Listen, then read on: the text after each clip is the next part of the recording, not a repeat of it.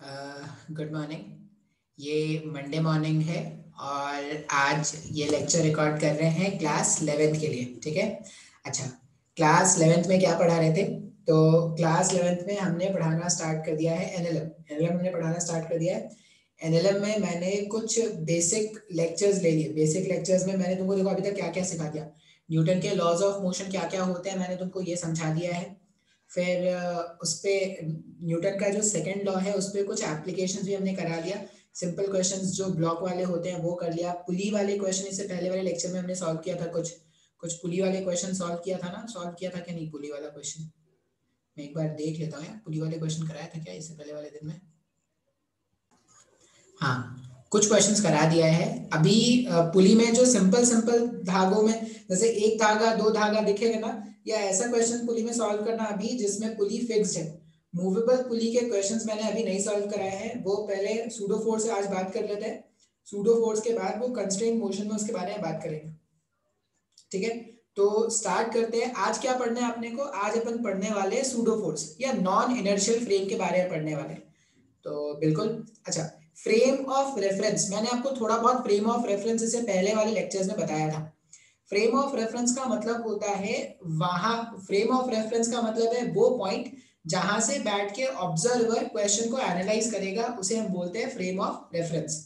अब frame of reference में घड़ी मेजर सॉरी टाइम मेजर करने के लिए घड़ी अटैच्ड होगी, क्लॉक अटैच्ड होता है। फ्रेम ऑफ रेफरेंस दो तरह का होता है। ऐसा फ्रेम ऑफ रेफरेंस जो या तो रेस्ट में हो या कांस्टेंट स्पीड से चल रहा हो, उसे बोलते हैं इनर्शियल फ्रेम ऑफ रेफरेंस। और ऐसा फ्रेम ऑफ रेफरेंस जो एक्सेलरेशन से कहीं आगे भाग रहा हो, उसको हम क्या बोलते हैं? एक्सेलरेटेड फ्रेम ऑफ रेफरेंस या non inertial frame of reference. अब इनर्शियल फ्रेम ऑफ रेफरेंस और non inertial frame of reference में न्यूटन लॉज ऑफ मोशन कैसे चेंज होगा उसके बारे में हम क्या करने वाले, बात करने वाले हैं। तो स्टार्ट करते हैं। ठीक है, आपको जिसका नाम लेना है उसका नाम ले ले, जो आपके फेवरेट होंगे आप उनका नाम ले ले और उनके नाम से स्टार्ट करते हैं। चलो, अभी अपने को बात करना है नॉन इनर्शियल फ्रेम के बारे में। नॉन इनर्शियल फ्रेम, अब क्या होता है, एनएलएम कैसे चेंज हो जाएगा, न्यूटन लॉज ऑफ मोशन कैसे चेंज हो जाएगा, उसके बारे में बात करते हैं। मान लीजिए हमारे पास क्या है, एक ऐसा लिफ्ट है, ट्रांसपेरेंट लिफ्ट है, आर पार देखा जा सकता है इसके।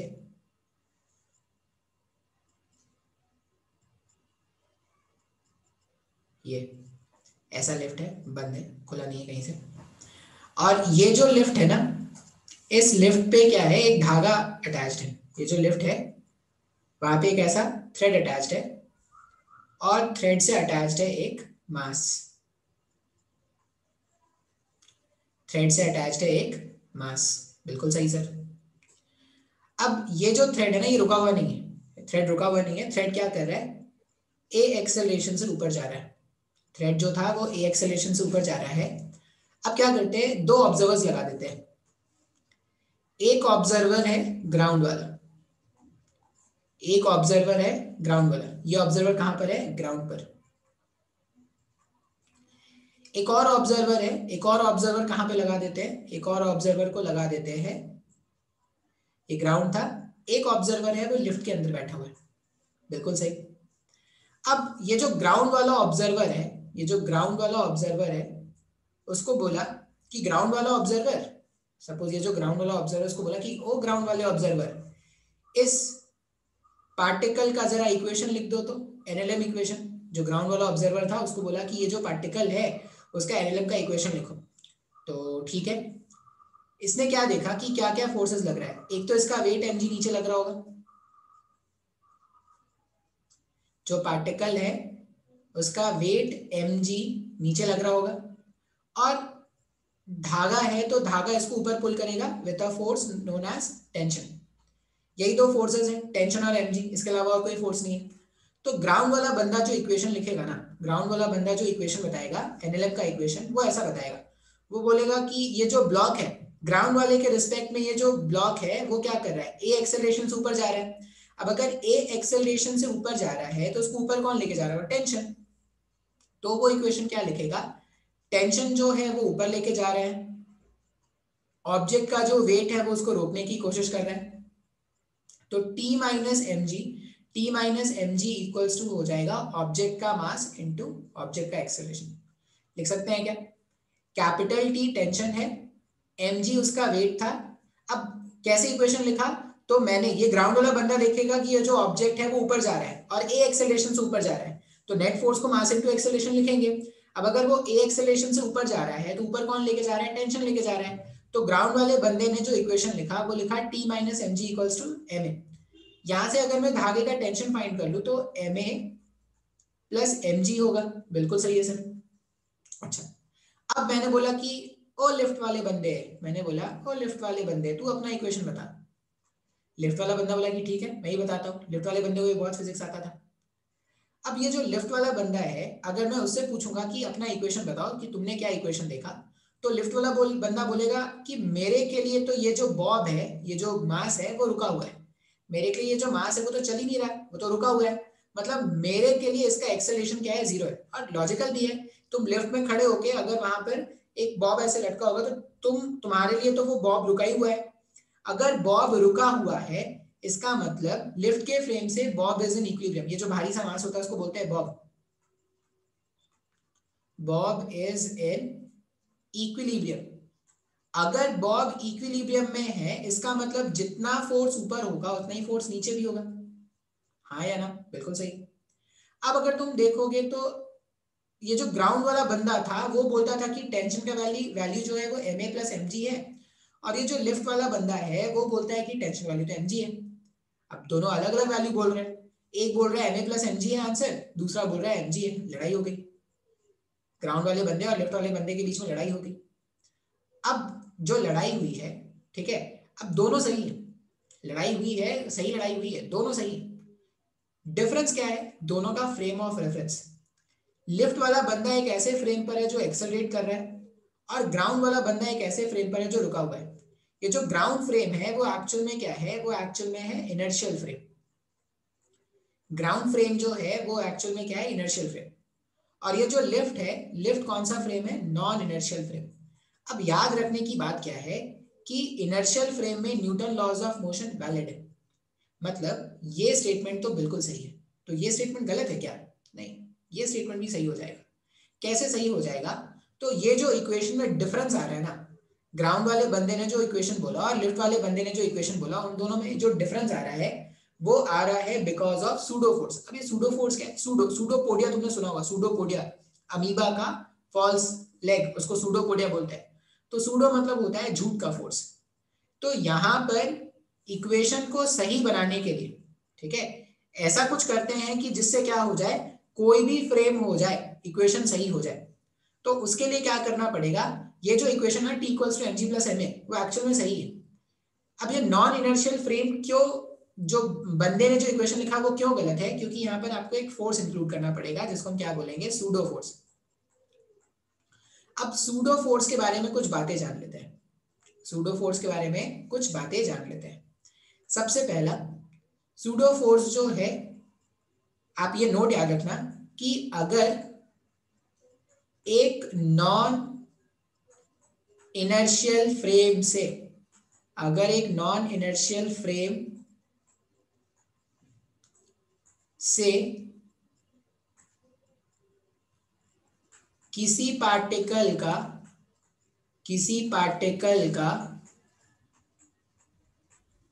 एनएलएम इक्वेशन लिखना है, एनएलएम इक्वेशन लिखना है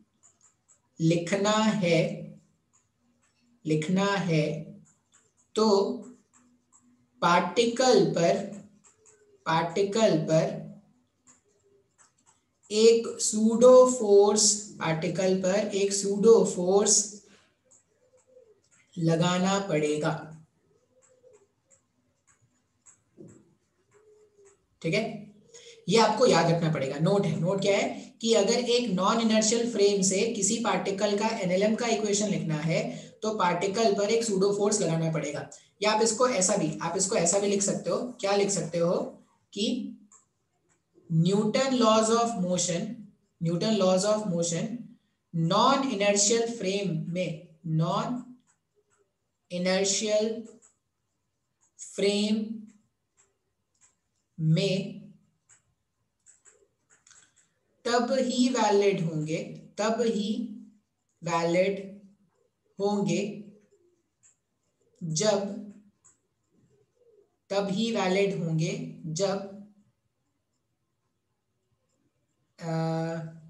बाकी फोर्सेस के साथ साथ, बाकी मतलब ये वेट, टेंशन और ये सब, जब बाकी फोर्सेस के साथ साथ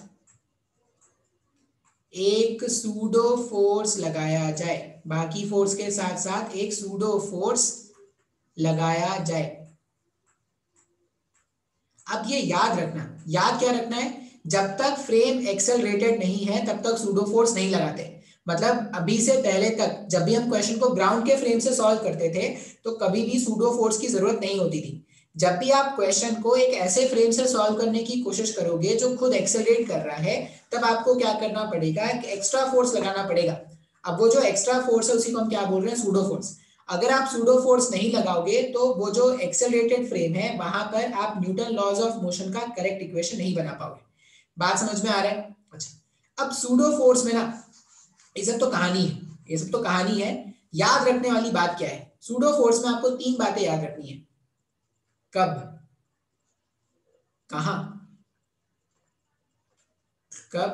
कहां, कैसे। सूडो फोर्स में आपको ये 3 बातें याद रखनी है।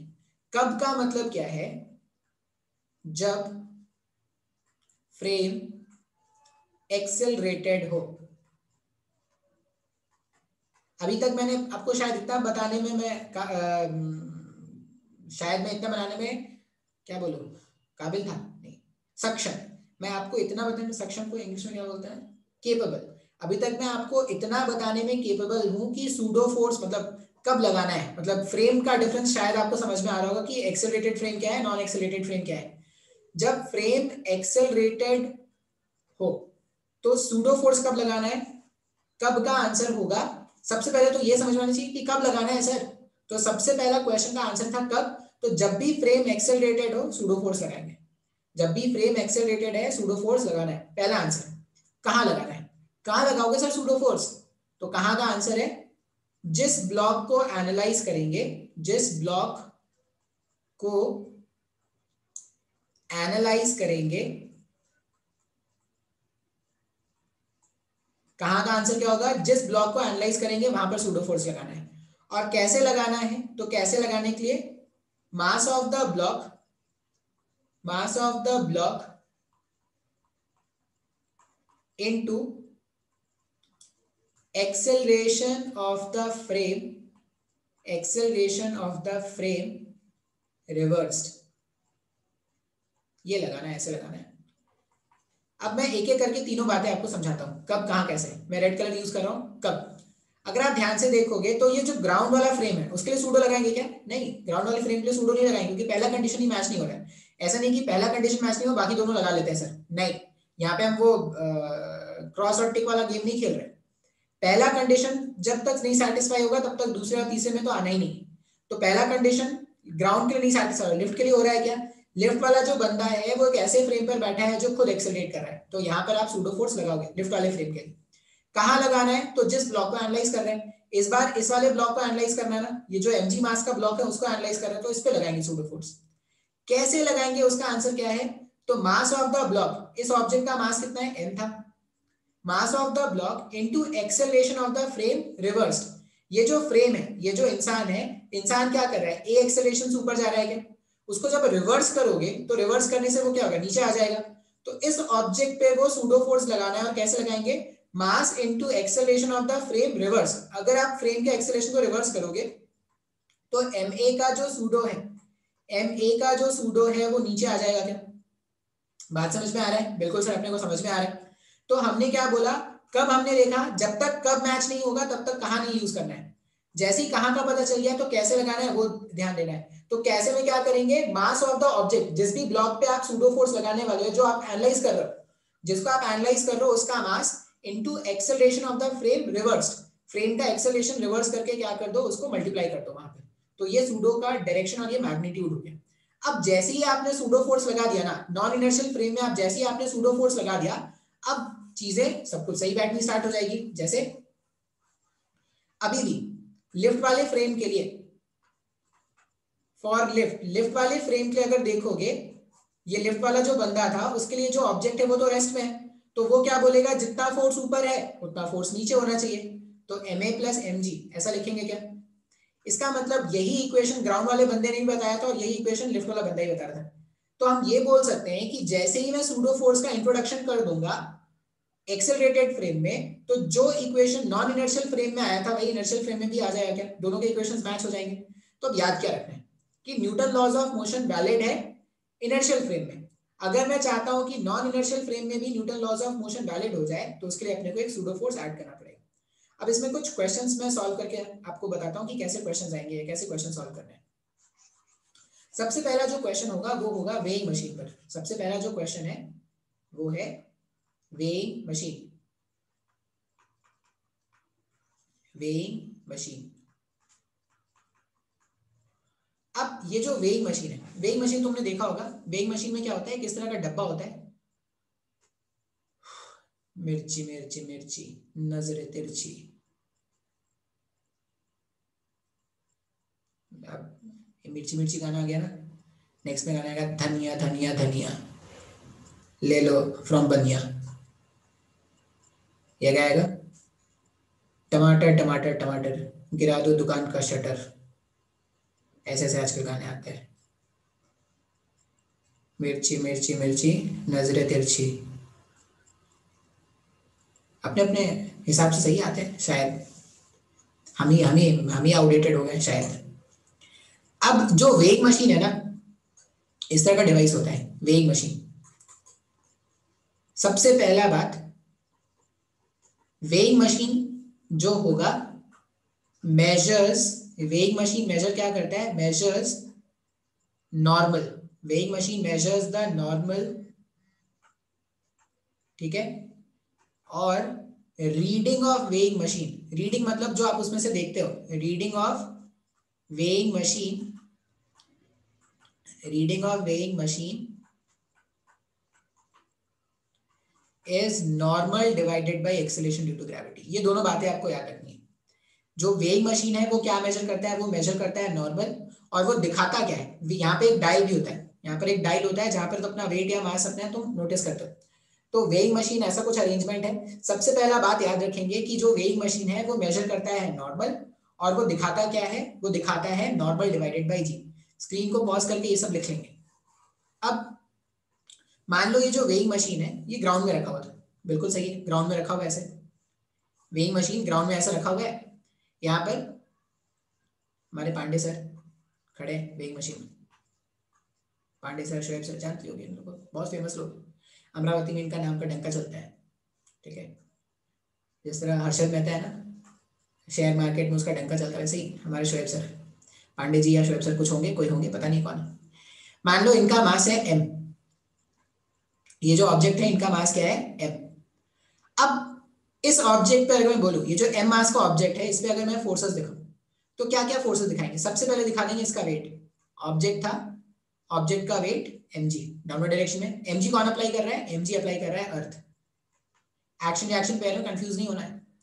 फिर वेइंग मशीन के साथ कांटेक्ट में है तो बिकॉज ऑफ दिस कांटेक्ट इसको मिलेगा एक ऊपर की तरफ फोर्स जिसको हम क्या बोलेंगे नॉर्मल। और कोई फोर्स है क्या, नहीं सर, और कोई फोर्स नहीं है। इसका मतलब क्या है कि अगर ये ऑब्जेक्ट, ये जो m मास का ऑब्जेक्ट था वो तो इक्विलिब्रियम है ना, तो फॉर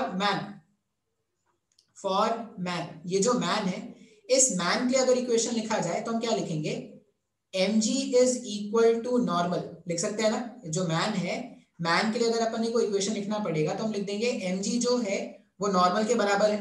बात समझ में आ रहा है।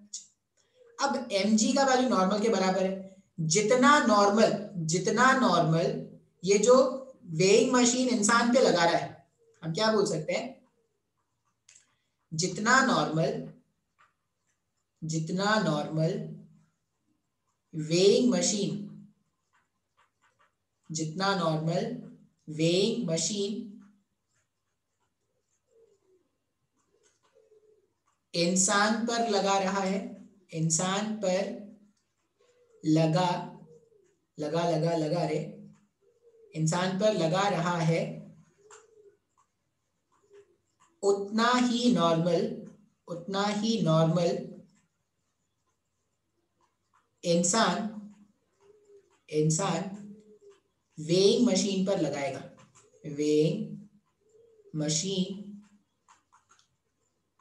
पर लगाएगा, न्यूटन थर्ड लॉ लगाएगा। ठीक है, जितना नॉर्मल वेइंग मशीन इंसान पर लगा रहा है, इंसान भी उतना ही नॉर्मल वेइंग मशीन पर लगाएगा। बात समझ में आ रहा है? तो हमें वेइंग मशीन मेजर क्या करता है? नॉर्मल। तो वेइंग मशीन ने जो मेजर किया वो ये mg मेजर कर रहा है क्या? एक्चुअल में वेइंग मशीन जो है वो नॉर्मल है और नॉर्मल mg के बराबर है। क्यों? क्योंकि इंसान अभी क्या कर रहा है? ना कूद रहा, ना जंप कर रहा है, कुछ नहीं कर रहा है। इंसान जो था वो स्टेशनरी था। तो इंसान के इक्विलिब्रियम से मैंने ये जान लिया कि जो नॉर्मल है उसके वाले mg के बराबर है।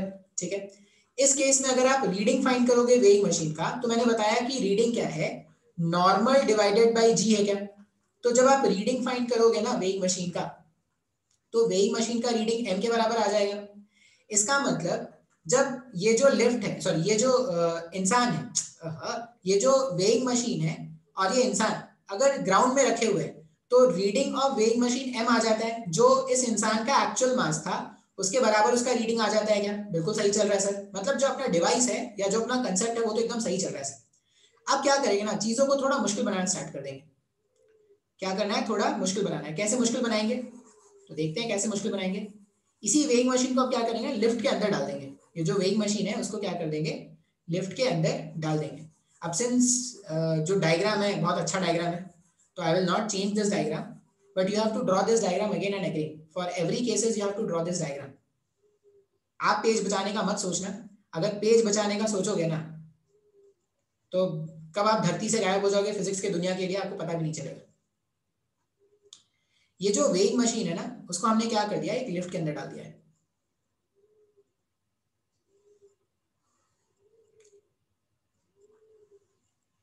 ये जो वेइंग मशीन था इसको हमने क्या कर दिया? एक लिफ्ट के अंदर डाल दिया है। ये क्या है? लिफ्ट है। और लिफ्ट क्या कर रहा है? ए एक्सेलरेशन से ऊपर चल रहा है। बिल्कुल, जो लिफ्ट है वो ए एक्सेलरेशन से ऊपर चल रहा है। अब मैं ना आपको दोनों फ्रेम से बात करके देखो, क्योंकि सूडो सूडो ऐसा कोई नहीं कि अगर आपको सूडो नहीं आया तो आप क्वेश्चन ही सॉल्व कर पाओगे। बिना बिना सूडो के भी आप क्वेश्चन सॉल्व कर सकते हो और सूडो के साथ भी क्वेश्चन सॉल्व कर सकते हो। लेकिन जब भी नॉन एक्सेलरेटेड फ्रेम है ना, और अगर आप सूडो लगा के इस क्वेश्चन को सॉल्व करोगे तो वो ज्यादा आसानी से सॉल्व कर पाओगे। अब वो आपका चॉइस है। मान लो मैं बोलूं कि एक ऑब्जर्वर यहां पर है, ठीक है, और एक ऑब्जर्वर यहां पर है ग्राउंड पर। मैं ग्राउंड वाले ऑब्जर्वर के बारे में बात करूं, अगर ग्राउंड जो ग्राउंड वाला ऑब्जर्वर है उसके बारे में अगर मैं बात करूं, तो ग्राउंड वाला, अब इसमें जो इंसान है इसमें क्या क्या फोर्सेस लग रहे हैं वो देखो। नॉर्मल ऊपर है, mg नीचे है, और कोई फोर्स है क्या? नहीं सर, और कोई फोर्स नहीं है। और इस बार ये पूरा का पूरा सिस्टम ए एक्सेलरेशन से अगर ऊपर जा रहा है, तो ये जो इंसान है वो भी तो ए एक्सेलरेशन से ऊपर जा रहा होगा। तो इस इंसान को ए एक्सेलरेशन से ऊपर कौन लेके जा रहा है? ये जो नॉर्मल है। अब ये नहीं बोलेंगे सर लिफ्ट लेके जा रहा है ना, अरे नहीं भाई साहब, जो फोर्सेस है, फ्री बॉडी डायग्राम मतलब फोर्सेस, फ्री बॉडी डायग्राम मतलब बाकी सबको भूल जाओ और सिर्फ फोर्सेस के बारे में सोचो। तो अगर मैं इस इंसान को बोलूं कि ये इंसान जो था वो ऊपर कौन ले जा रहा था इसको, तो इसको ऊपर ले जा रहा है नॉर्मल। तो नॉर्मल चाहता है कि इंसान ऊपर जाए, उसका खुद का जो वेट है बोल रहा है कहां जा रहा है भाई साहब, रुक जा। वो बोलेगा फिर भी नहीं, ऊपर की तरफ एक्सेलरेशन में तो ऊपर जाऊंगा, m इंटू ए। तो नॉर्मल का वैल्यू इस केस में अगर देखोगे तो mg प्लस ma हो जाएगा क्या? ये नॉर्मल आ गया। एक बार अगर सरफेस, ये जो वेइंग मशीन है, वेइंग मशीन इतना नॉर्मल अप्लाई कर रहा है, तो ये जो इंसान है वो भी तो उतना ही नॉर्मल अप्लाई करेगा, न्यूटन थर्ड लॉ। अब अगर मेरे को नॉर्मल का वैल्यू मिल गया तो मैं रीडिंग ऑफ वेइंग मशीन निकाल सकता हूँ। इसको इरेज कर देता हूँ, आपको पता है अब तो ये वेइंग मशीन है। अब अगर मेरे से कोई पूछे कि find the reading of weighing machine, तो मेरे को जैसे ही नॉर्मल मिल गया ना, मैं वेइंग मशीन का रीडिंग निकाल सकता हूँ। रीडिंग के लिए क्या लिखेंगे? रीडिंग के लिए हम क्या कर देंगे? नॉर्मल को डिवाइड कर देंगे एक्सेलरेशन ड्यू टू ग्रेविटी से। तो देखिए रीडिंग क्या आ जाएगा? रीडिंग आ जाएगा, नॉर्मल के प्लेस में लिखा mg plus ma divided by g, तो ये हो जाएगा m plus m a by g। अब अगर किसी को लगता है ना कि उसका वेट कम है, अगर किसी को ऐसा लगता है कि उसका वेट, सर मेरा वेट बहुत कम है सर, मैं सिर्फ 2.5 किलो का हूँ सर, मेरा वेट बहुत कम है, वो क्या करेगा, वेइंग मशीन को ले जाएगा एक एक्सेलरेटेड लिफ्ट में। एक्सेलरेटेड लिफ्ट में जब वो वेइंग मशीन को ले जाएगा तो वो देखेगा कि उसका जो मास है वो इतने फैक्टर से बढ़ता हुआ दिख जाएगा उसको, ma+g। जैसे मान लो मैं बोलूं कि जो वेइंग मशीन है, ये जो वेइंग मशीन है वो क्या कर रहा है, 5 मीटर पर सेकंड स्क्वायर के एक्सेलरेशन ऊपर जा रहा है, तो a के प्लेस में 5 रख सकते हैं, ये 5 और g का वैल्यू 10, तो ये m/2 हो गया ना। जो जिसका मास पहले 2.5 kg का था वो 2.5 डिवाइडेड बाई 2 से बढ़ जाएगा। क्या बात समझ में आ रहा है? तो जिस किसी को भी ऐसा लगता है कि सर मेरा मास बहुत कम है, वो गलत जगह मेजर कर रहा है। वो क्या करेगा, ये जो फ्रेम, ये जो वेइंग मशीन है, वेइंग मशीन को ले जाएगा एक ऐसे फ्रेम में जो ऊपर की तरफ एक्सेलरेट हो रहा है। अब अगर ये वेइंग मशीन मान लो कांस्टेंट स्पीड से चल रहा होता, मान लो ये वेइंग मशीन अगर कांस्टेंट स्पीड से चल रहा है, मान लेते हैं अगर वेइंग मशीन कांस्टेंट स्पीड से चल रहा है मतलब एक्सेलरेशन क्या है, 0 है, तो ये वाला टर्म तो 0 हो जाएगा ना। अगर वेइंग मशीन ऊपर चल रहा होता कांस्टेंट स्पीड से तो एक्सेलरेशन 0 हो गया, मतलब ये टर्म 0 है, तो नॉर्मल mg के बराबर आ जाता। अगर नॉर्मल mg के इक्वल आता, इसका मतलब जो एक्चुअल रीडिंग है इंसान का, जो एक्चुअल मास है वही उसका वेइंग मशीन का रीडिंग भी आएगा। क्या बात समझ में आने से क्वेश्चन पूछते हैं एग्जाम में, ऐसे क्वेश्चन पूछेंगे कि वेइंग मशीन था, कांस्टेंट वेलोसिटी से ऊपर जा रहा है, तो रीडिंग बताओ, तो रीडिंग कैसे निकालेंगे? रीडिंग निकालने के लिए अगर कांस्टेंट स्पीड से जा रहा है तो एक्सेलरेशन का वैल्यू 0 हो गया, तो नॉर्मल mg के बराबर हो जाता है, तो रीडिंग क्या हो जाता है, m के बराबर आ जाता है। ये था तरीका नंबर 1, ये था तरीका नंबर 1। अब कुछ लोगों को डाउट होता है सर ये इतने सारे तरीके क्यों बताते हो सर, एक तरीका घंटा समझ में नहीं आता, मेरे को 2-3 तरीके बता दो तो समझ में आया। देखो तरीका 1 समझ में आया, बहुत अच्छी बात है, तरीका 2 समझ में आया, ये भी ठीक बात है, दोनों तरीके आ गए, शानदार। और अगर कोई तरीका नहीं आया तब तो तुम अपने मन के मालिक हो भाई साहब, जो मन करेगा एग्जाम में जो ऑप्शन अच्छे लगेंगे वो टिक करना। तुम्हारा फेवरेट नंबर अगर 2 होगा, आंसर 3 है तो तुम 2 टिक करना, जो मर्जी करे वो कर सकते हो, तो फिर तुम अपने मन के मालिक हो जाओगे। फिर मेरा और तेरा कोई राता निश्ता रहता नहीं है, तुम कौन हो गए मैं नहीं जानता तुमको। फिर तरीका नंबर 2 पे बात करते हैं। अब तरीका नंबर 2 जो है ग्राउंड के फ्रेम से मैंने सॉल्व कर लिया, अब क्या करते हैं तरीका नंबर 2 में हम लिफ्ट के फ्रेम से सॉल्व करेंगे। तरीका नंबर 2 में क्या करने वाले हैं, लिफ्ट के फ्रेम से बात करने वाले हैं। अच्छा ये जो इंसान है लिफ्ट वाला इंसान एक्सेलरेटेड फ्रेम है नॉन एक्सेलरेटेड फ्रेम, ए एक्सेलरेशन ऊपर जा रहा है भाई साहब, कांस्टेंट स्पीड वाला खेल खेलेंगे, ये क्या कर रहा है, ए एक्सेलरेशन ऊपर जा रहा है। अब अगर ये ए एक्सेलरेशन ऊपर जा रहा है मतलब फ्रेम एक्सेलरेटेड है, फ्रेम एक्सेलरेटेड है तो आसान बनाने के लिए सूडो फोर्स लगाना पड़ेगा। अब सूडो फोर्स पहले तो ये देखें कब कहाँ लगाना है, तो इसी को तो एनालाइज कर रहे हैं ना, इसको एनालाइज करें, ऐसा तो नहीं कि वेइंग मशीन को एनालाइज कर रहे हैं, इंसान के वेट को फाइंड आउट करने की कोशिश की जा रही है, तो इंसान को एनालाइज कर रहे हैं, तो इंसान पे सूडो फोर्स लगाएंगे। कितना लगाएंगे, तो मास ऑफ दिस इंसान into acceleration of the frame reversed, तो acceleration of the frame reverse करोगे तो नीचे के डायरेक्शन में आ जाएगा सूडो फोर्स, तो ये मैं पी से लिख दे रहा हूँ, ये मेरे पास सूडो फोर्स आ गया। अब ये लिफ्ट वाले इंसान के लिए, ये लिफ्ट वाले ऑब्जर्वर के लिए जो इंसान है वो क्या है, वो तो रेस्ट में है, तो वो बोलेगा कि भाई नॉर्मल जो है ऊपर के साइड का जो फोर्स है वो नीचे के साइड के फोर्स से क्या हो रहा है, बैलेंस हो रहा है। एक बार नॉर्मल मिल गया तो रीडिंग क्या हो जाएगा, रीडिंग हो जाएगा, reading is m plus ma/g। ऐसा ही कुछ पहले भी आया था क्या, हाँ सर। तो तुम कोई भी तरीका यूज करो या तुम कोई भी फ्रेम यूज करो, तुम्हारा आंसर जो होगा एकदम सही सही आएगा, वही आंसर आएगा, ठीक है। ये हो गया केस नंबर 1, इस पूरे को लिख लेना केस नंबर 1। नेक्स्ट में देखते हैं केस नंबर 2। नेक्स्ट में हम क्या करते हैं, बात करते हैं केस नंबर 2।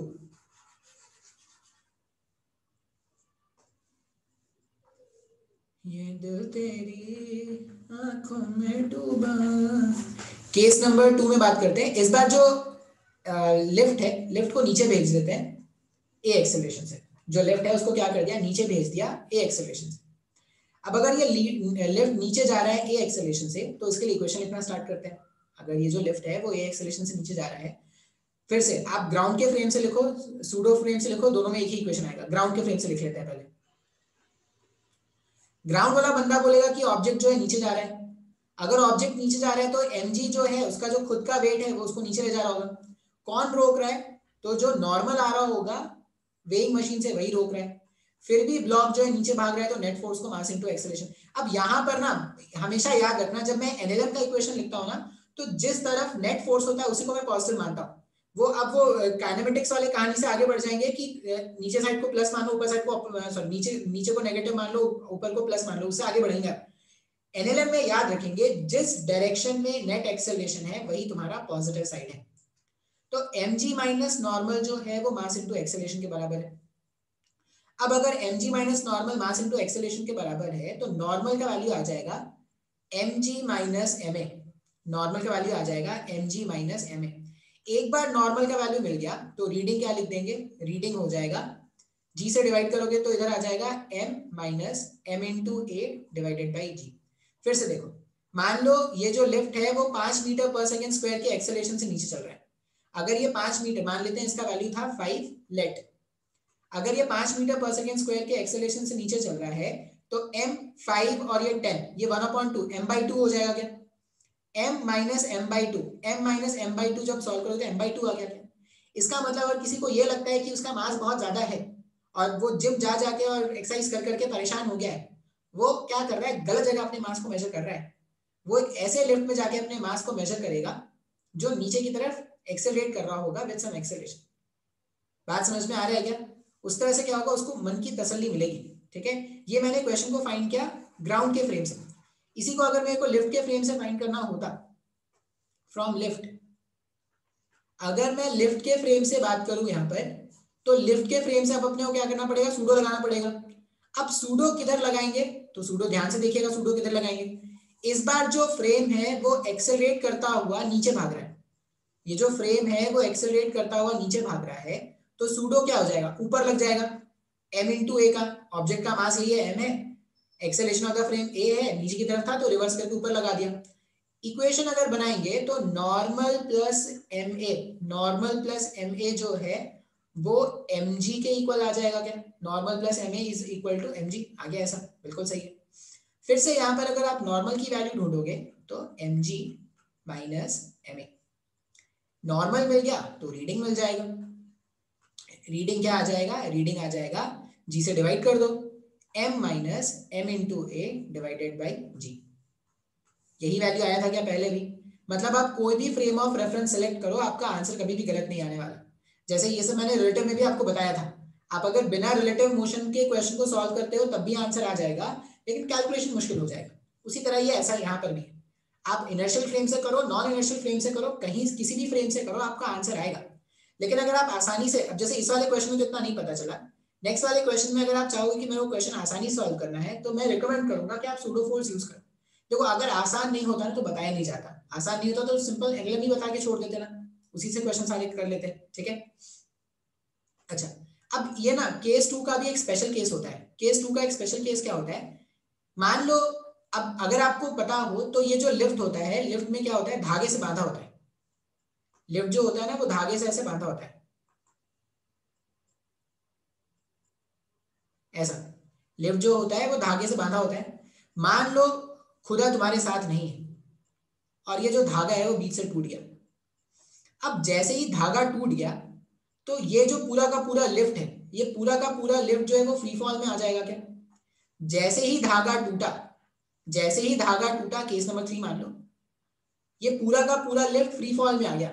अब कोई भी ऑब्जेक्ट अगर फ्री फॉल में है तो उसका एक्सेलरेशन कितना है, जी डाउनवर्ड्स है, तो जो सूडो फोर्स ऊपर लगेगा वो भी mg ऊपर लग जाएगा क्या।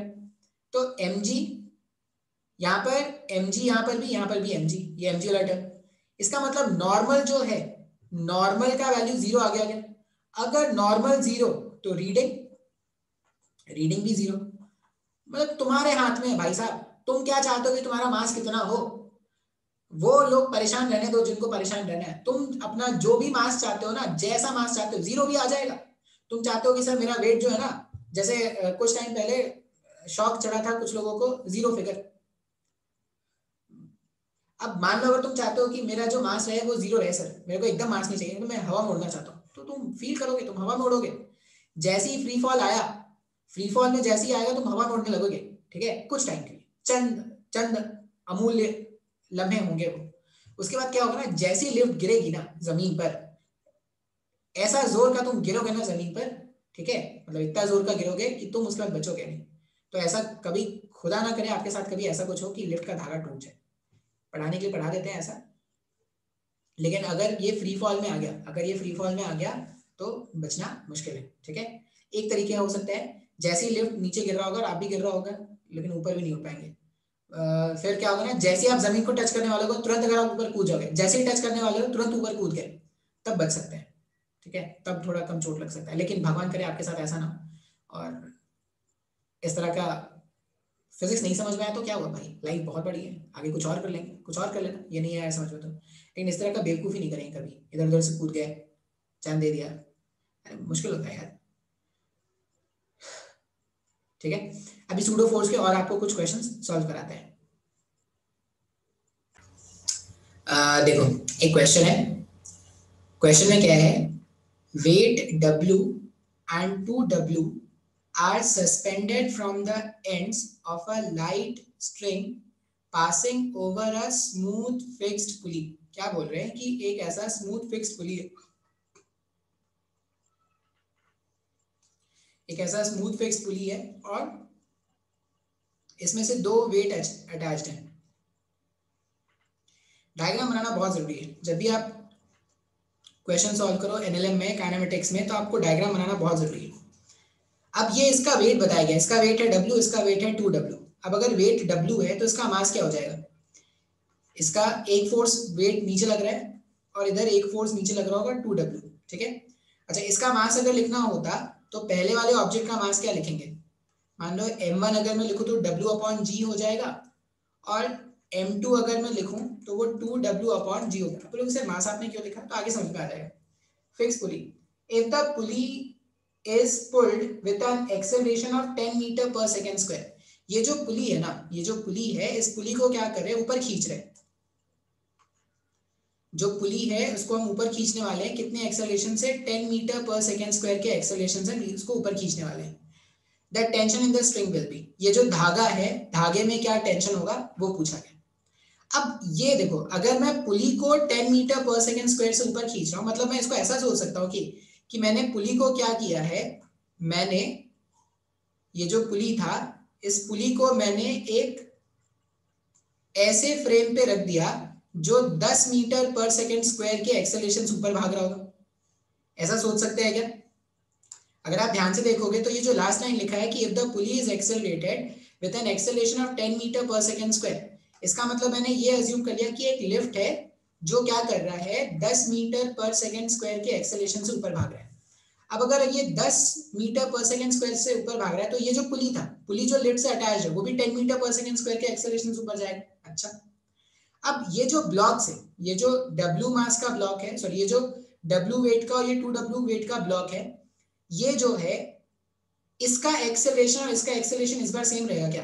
मतलब जैसे हमने क्या देखा था, जब ये ऐसा रहता था, फिक्स रहता था, ये m मास यहाँ पे लगा होता था और यहाँ पे 2m मास लगा होता था और ये फिक्स है, ये कहीं भाग नहीं रहा, तो जितने से ये नीचे जाता था उतने से ये ऊपर जाता था ना। बात समझ में आ रहा है? अच्छा, ये जो कंडीशन है वो तब सही होता है जब पुली क्या होती थी, रुकी हुई होती थी। अभी अगर ये पुली को आपने 10 मीटर पर सेकेंड स्क्वायर से ऊपर खींचना स्टार्ट कर दिया है तो ये जो पुली है वो रुकी हुई पुली नहीं है, पुली क्या कर रही है, भाग रही है, भागती हुई पुली है। भागती हुई पुली के केस में इस वाले एंड का एक्सेलरेशन और इस वाले एंड का एक्सेलरेशन एक जैसा नहीं होगा। मतलब ये नहीं बोलेंगे कि जितना एक्सेलरेशन इसका ए डाउनवर्ड्स है उतना एक्सेलरेशन इसका ए अपवर्ड होगा, इसकी कोई गारंटी नहीं है। मतलब एक्चुअल में क्या है, इसका एक्सेलरेशन आप मान लो, इसका एक्सेलरेशन A1 डाउनवर्ड्स है और इसका एक्सेलरेशन क्या है, A2 अपवर्ड्स है। बात समझ में आ रहा है? हाँ सर बिल्कुल समझ में आ रहा है। अब ये जो फ्रेम है, ये जो पुली है, इसको अगर मैं 10 मीटर पर सेकेंड स्क्वायर से ऊपर ले जा रहा हूँ, मतलब ये जो फ्रेम है वो एक्सेलरेटेड फ्रेम है क्या? अगर फ्रेम एक्सेलरेटेड है तो क्वेश्चन को सॉल्व करेंगे सूडो फोर्स। अब सूडो फोर्स किस में लगाओगे सर? तो जो भी आप ऑब्जेक्ट है जिनको भी आप एनालाइज करोगे उसमें सूडो लगाओगे। अगर मैं इसको एनालाइज करूं, ये पूरा पूरा ऊपर जा रहा है तो सूडो क्या लगेगा, नीचे लग जाएगा। और सूडो कितना लग जाएगा, m1 mass into acceleration of the frame reverse. तो एक्सेलरेशन ऑफ द फ्रेम ये भी 10 मीटर पर सेकंड स्क्वायर है, मतलब g के बराबर है क्या? तो अगर मैं p1 लिख रहा हूं, p1 का मतलब क्या है, pseudo force on m1, p1 on m1 अगर मैं लिखूं तो इसका मास था W/g और ये जो एक्सेलरेशन फ्रेम का है वो भी 10 है, ये दोनों कैंसिल हो जाए तो W हो जाएगा। उसी तरह P2 ऑन m2, M2 वाला जो ब्लॉक है उसमें अगर मैं लिखूं तो ये हो जाएगा 2W अपॉन G इंटू 10 हो जाएगा। हाँ सर बिल्कुल समझ में आ रहा है। इसका मतलब इसमें सूडो कितना लग रहा है, इसमें सूडो लग रहा है W का नीचे और इसमें सूडो लग रहा है 2W का नीचे। एकदम ध्यान से समझना ये सब, जब तक नहीं समझोगे नहीं आने वाला ये सब। अच्छा, अब अगर मैं क्वेश्चन को लिफ्ट के फ्रेम से सॉल्व कर रहा हूं, ध्यान से समझना ये, अगर मैं क्वेश्चन को लिफ्ट के फ्रेम से सॉल्व कर रहा हूं तो मेरे के लिए लिफ्ट रुक गया क्या? मेरे के लिए लिफ्ट रुक गया। अगर मेरे के लिए लिफ्ट रुका हुआ है तो रुके हुए लिफ्ट में जितना एक्सेलरेशन इसका a डाउनवर्ड होगा उतना ही एक्सेलरेशन इसका a अपवर्ड होगा क्या? तो फिर ये a1 a2 क्या था सर? a1 एक्सेलरेशन है ग्राउंड के फ्रेम से, a1 जो एक्सेलरेशन है वो ग्राउंड के फ्रेम से है, a2 जो एक्सेलरेशन है वो ग्राउंड के फ्रेम से। सर हम ना कंफ्यूज हो गए सर, कुछ नहीं समझ में आया। देखो हमने यहाँ पर क्या बोला, मान लो ये जो मेरे पास पुली, ये पुली कैसा है, तो पुली जो है वो मूवेबल पुली है, एक ऐसा पुली है जो क्या कर रहा है, मूव कर रहा है। अब अगर पुली मूवेबल होता है, अगर पुली मूवेबल होता है तो ग्राउंड के फ्रेम से जितना एक्सेलरेशन इसका नीचे होगा उतना ही एक्सेलरेशन इसका ऊपर नहीं होगा, ठीक है। लेकिन अगर पुली फिक्स्ड हुआ, अगर पुली फिक्स्ड हुआ इसका मतलब क्या होगा, फिक्स पुली के लिए हम जानते हैं कि जितने एक्सेलरेशन से ये नीचे जाएगा उतने एक्सेलरेशन से ये क्या करेगा, ऊपर आएगा। बात समझ में आ रहा है? तो मैं अगर बोलूं ये ए, ये जो ए मैंने यहां पे लिखा है, ए यहां पर क्या है, accelerations of the block, accelerations of the block with respect to lift. अगर आपको रिलेटिव मोशन का कंसेप्ट याद होगा, अलग अलग फ्रेम से अलग अलग एक्सेलरेशन हो सकता है। तो फिर a1 a2 क्या है, a1 a2 है accelerations of the blocks, accelerations of the blocks with respect to ground. बात समझ में आ रहा है क्या? अगर मैं लिफ्ट के फ्रेम से बात करूं तो लिफ्ट के फ्रेम के लिए ये जो पुली है वो फिक्स हो गया। फिक्स पुली के केस में जितना एक्सेलरेशन नीचे उतना एक्सेलरेशन ऊपर नहीं। लेकिन अगर मैं ग्राउंड के फ्रेम से बात करूं तो A2 एक्सेलरेशन से ये जितना एक्सेलरेशन से नीचे जाएगा और ये जितना एक्सेलरेशन से ऊपर आएगा वो दोनों सेम नहीं होते। बात समझ में आ रहा है? या आगे जब हम स्ट्रिंग कंस्ट्रेंट देखेंगे तो उसमें आपको मैं बताऊंगा ये सब। अभी के लिए बस ये याद रख लो कि ऐसा कुछ होता है। अब क्या करते हैं, हम क्वेश्चन को सॉल्व करें लिफ्ट के फ्रेम से, क्योंकि अगर मैं सूडो फोर्स यूज करने वाला हूं तो लिफ्ट के फ्रेम से हम क्वेश्चन को सॉल्व करें। तो for block with weight W, for block with weight W, एक तो वेट नीचे लग रहा था, दूसरा सूडो भी नीचे लग रहा है, ऊपर क्या लग रहा है, टेंशन। और ये क्या कर रहा है, ए एक्सेलरेशन ऊपर जा रहा है क्या, ये जो है वो ए एक्सेलरेशन ऊपर जा रहा है। तो अगर ये ए एक्सेलरेशन ऊपर ले जा रहा है तो ऊपर कौन लेके जा रहा है, टेंशन लेके जा रहा है। तो इक्वेशन लिखेंगे T minus 2W equals to, इसका मास कितना है, m अपॉन जी इसका मास है ना, इनटू एक्सेलरेशन a। बात समझ में आ रहा है, a एक्सेलरेशन a। अच्छा बिल्कुल सही है सर। अब अगर मैं 2W वेट वाले ऑब्जेक्ट लिखूं, for block with weight, for block with weight 2W, twice W वाले ब्लॉक के लिए अगर मैं लिखूं तो सबसे पहले 2W का वेट नीचे, फिर 2W का सूडो भी नीचे, ऊपर क्या लग रहा है, टेंशन लग रहा है। अगर सिस्टम नीचे जा रहा है तो 4W का जो फोर्स नीचे वही लेके जा रहा होगा। तो 4W minus T equals to 2W upon G into a. लिख सकते हैं ना ऐसा? बिल्कुल सर लिख सकते हैं। ये पहला इक्वेशन आ गया, ये पहला इक्वेशन आ गया और ये दूसरा इक्वेशन आ गया, दो इक्वेशन आ गया। और अपने को क्या ढूंढना है, टेंशन ढूंढना है ना। आप इस क्वेश्चन में एक्सेलरेशन भी ढूंढ, मैं सब कुछ ढूंढ के बता दूंगा, पहले तो अपन टेंशन ढूंढ लेते हैं।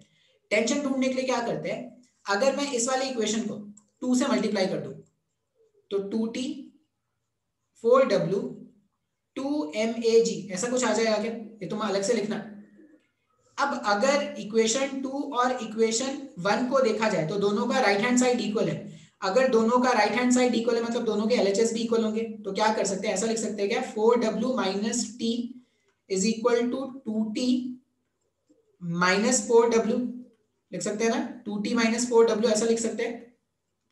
अब माइनस 4W को उधर भेज दो, तो 8W is 3T, मतलब टेंशन कितना आ जाएगा, टेंशन आ जाएगा 8W/3। ये हमारा क्वेश्चन का आंसर होगा। बात समझ में आया क्या? ये मेरा पहले क्वेश्चन का आंसर है, मतलब मैंने टेंशन का वैल्यू ढूंढ लिया। अब अगर मैं टेंशन का वैल्यू ढूंढ लूं, तो मैं एक्सेलरेशन भी तो ढूंढ सकता हूं। कैसे? किसी एक इक्वेशन में वैल्यू पुट कर दो। जैसे इस वाले इक्वेशन में अगर वैल्यू पुट करते हैं तो 4W माइनस टेंशन कितना आया था, 8W/3। 8W/3 is 2W/G into A। इसको अगर आप सॉल्व करोगे तो 4 into 3 is 12। 12W minus 8W, ये हो जाएगा 4W/3 is 2W/G into A।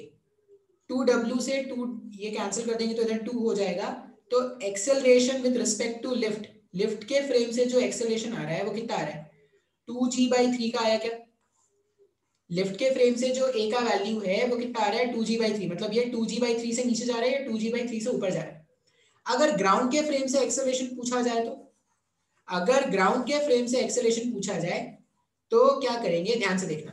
ये जानते हैं ना, देखो, acceleration of block with respect to lift, अगर मेरे को ये फाइंड आउट करना है तो मैं इसको क्या लिखूंगा, acceleration of block minus acceleration of lift, ऐसा लिख सकते हैं ना, with respect to ground, acceleration of block with respect to lift. मेरे को पता है ब्लॉक का एक्सेलरेशन लिफ्ट के फ्रेम से, अगर मैं इसके लिए बात करूं, इस वाले के लिए, तो इसका एक्सेलरेशन क्या था, ये ए एक्सेलरेशन से ऊपर जा रहा है, तो ये वैल्यू है 2G/3, प्लस में रख देते हैं क्योंकि ऊपर जा रहा है। ब्लॉक का एक्सेलरेशन ग्राउंड के फ्रेम से अपने को जानना है तो उसको एज इट इज रहने देते हैं। लिफ्ट का फ्रेम अगर आप ग्राउंड के रिस्पेक्ट से देखोगे तो लिफ्ट जी एक्सेलरेशन से ऊपर जा रहा है ना, ऊपर जा रहा था तो मैंने 10 से ऊपर जा रहा था मैंने जी मान लिया, माइनस जी को उधर भेज दो, तो 2G/3 plus G acceleration of block with respect to ground, ऐसा आ जाएगा क्या? सॉल्व करने पर कितना आ रहा है ये 5G/3। तो ब्लॉक का एक्सेलरेशन 5G/3 आ गया इसका। उसी तरह इसका भी निकाल सकते हैं क्या? तो अगर आप ध्यान से सोचोगे तो मैंने आपको टेंशन भी कैलकुलेट करके बता दिया, एक्सेलरेशन मैंने एक लिफ्ट के फ्रेम से, याद रखें लिफ्ट के फ्रेम से एक्सेलरेशन अलग होगा, ग्राउंड के फ्रेम से एक्सेलरेशन अलग होगा, मैंने वो दोनों भी कैलकुलेट करके बताया। मुश्किल क्वेश्चन है लेकिन आपको ध्यान रखना है कि मैंने कैसे सॉल्व किया। जब तक ये समझ में नहीं आएगा नेक्स्ट क्वेश्चन बताने का कोई सेंस नहीं।